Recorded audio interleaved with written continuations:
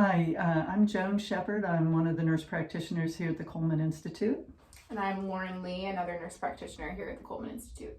And we just kind of wanted to walk you through what a typical detox would be for someone who is trying to get off an opioid, specifically like a heroin or fentanyl detox. So a person will call the contact center and they'd be sent a screening form to complete. And then one of us nurse practitioners would interview the person based on their screening form. If you want to kind of talk about what kind of questions we ask on the screening form. Sure. Typically we discuss kind of the history of how your use started, how it's progressed, what amount you're currently using, any withdrawal symptoms that you typically experience. Then we focus on your current plan in terms of aftercare with, are you doing any therapy? Are you going to any groups actively? Is that something that you're interested in? And how can we benefit you as part of our program that is included the case management for 6 months?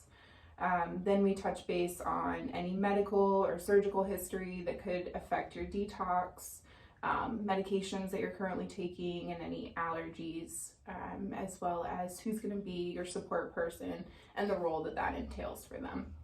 And I think pretty much if a person gets in touch with us and wants a detox, I think we can usually get them in within the week most of the time. Yeah. So we know that when people reach out for help, they are motivated. So we really do try to work with getting people in.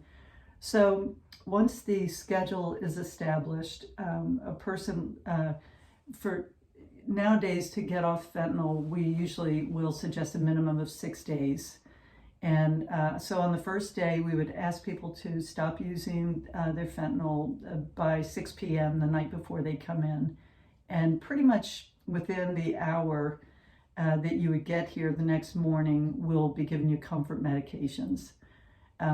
We have a little pharmacy that actually delivers all the comfort meds here to the office that the support person will be giving, and we instruct the support person in how they'll be giving those medications throughout the 6 days that they're here.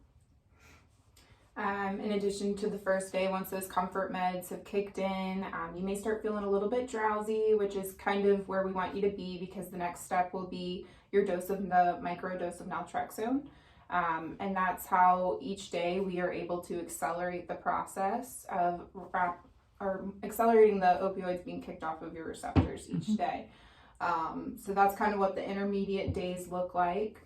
Then the final day, after you've had your doses of naltrexone each day, we will do a challenge with Narcan and see how you react to that in small increasing amounts. As long as everything goes okay there, we give you another dose of naltrexone just as a last test.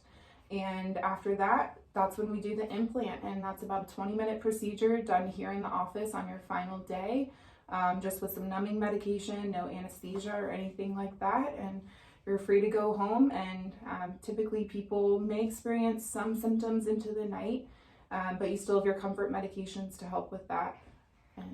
Yeah, and I think people generally can go back to work within a couple of days. Mm-hmm. So for people who don't kind of have the luxury of a slow taper that may take weeks or months, this may be a good fit for you. So the number to call is listed on our website, and Loren and I and the other providers here are always happy to answer any questions you might have. Okay, thanks. Thank you.